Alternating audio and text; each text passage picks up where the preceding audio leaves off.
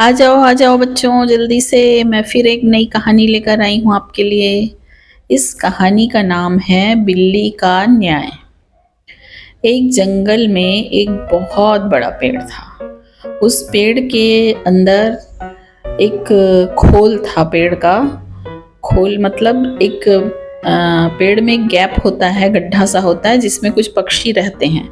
तो ऐसा एक गैप था जिसमें तीतर ने अपना घर बना लिया था। एक दिन वो अपने साथियों के साथ बहुत दूर खेत में धान में जो नई नई कोपलें निकली थी उसको खाने चला गया। बहुत रात बीत गई तब वो वापस आया और जब अपने खोल में रहने के लिए गया तो देखा वहां तो खरगोश घुस गया है और वहां रह रहा है। और वो धान की फसलें खा के काफ़ी मोटा हो गया था। उसने जब देखा कि खरगोश बैठा है तो उसने खरगोश को बोला, ये तो मेरा घर है, खाली करो तुम। तो खरगोश तो बहुत तेज स्वभाव का था। उसने बोला, ये घर अब तेरा नहीं है। नदी, तालाब और वृक्षों का ये नियम है कि जो भी उसमें बसेरा कर ले वो घर उसका हो जाता है। और घर का स्वामित्व तो केवल मनुष्यों के लिए होता है, पक्षियों के लिए कोई गृह स्वामी नहीं होता।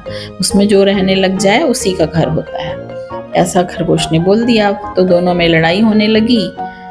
तो उन्होंने सोचा कि किसी तीसरे से हम इसका निर्णय कराते हैं। जब दोनों एक दूसरे की नहीं सुन रहे थे तो किसी तीसरे पर्सन को पूछते हैं और उससे सलाह लेते हैं, उसका निर्णय करने बोलते हैं। एक जंगली बिल्ली वहां खड़े होकर उनकी बात सुन रही थी।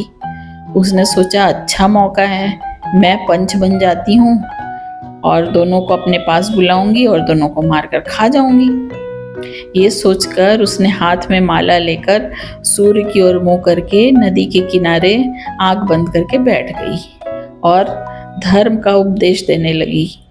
उसके उपदेश को सुनकर खरगोश ने कहा, देखो यहाँ कोई तपस्वी बैठा है, चलो इसी को पंच बनाते हैं। पंच मतलब पता है ना आपको, जो निर्णय देता है। पहले गाँव में ये व्यवस्था होती थी कि किसी की आपस में लड़ाई हो जाए तो वो पंच के पास जाते थे जो उनका फैसला करता था। तो ये बिल्ली को पंच बना लेते हैं, ऐसा खरगोश ने कहा। तो तीतर जो है उसने भी बोला ठीक है।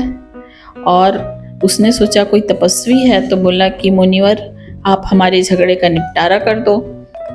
जिसका भी पक्ष कमजोर होगा यानी जो भी गलत होगा उसको आप मार के खा लेना। तो ये सुन के बिल्ली ने आँख खोली और बोला, राम राम, ऐसा ना कहो, मैंने हिंसा का मार्ग छोड़ दिया है और मैं अब बिल्कुल भी किसी का मांस नहीं खाऊंगी, किसी को मार के नहीं खाऊंगी। हाँ, लेकिन तुम्हारा जो झगड़ा है उसके बारे में मैं फैसला कर सकती हूँ, लेकिन मैं बूढ़ी हो गई हूँ, दूर से तुम्हारी बात सुनाई नहीं देती, थोड़ा पास आके कहो। बिल्ली की बात सुन के दोनों को विश्वास हो गया। दोनों ने उसको पंच मान लिया और उसके पास आ गए। जैसे ही वो दोनों पास आए, बिल्ली झपट्टा मार के दोनों को खा गई एक ही बार में। तो इस कहानी से क्या शिक्षा मिलती है? इस कहानी से ये सीखने को मिलता है कि किसी के ऊपर भी, खासकर किसी अजनबी के ऊपर आंख मूंद कर भरोसा नहीं करना चाहिए। वो दोनों, तीतर और खरगोश, बिल्ली को जानते भी नहीं थे। बस उन्होंने उसका ऊपरी आचरण देखा कि वो तो माला लेकर बैठी हुई है, जाप में मगन है, तो उन्होंने सोचा कोई बहुत अच्छा तपस्वी है। तो किसी को भी बिना जाने ऊपरी आचरण से भरोसा नहीं करना चाहिए। ये इस कहानी की आज की सीख है। ठीक है, ओके।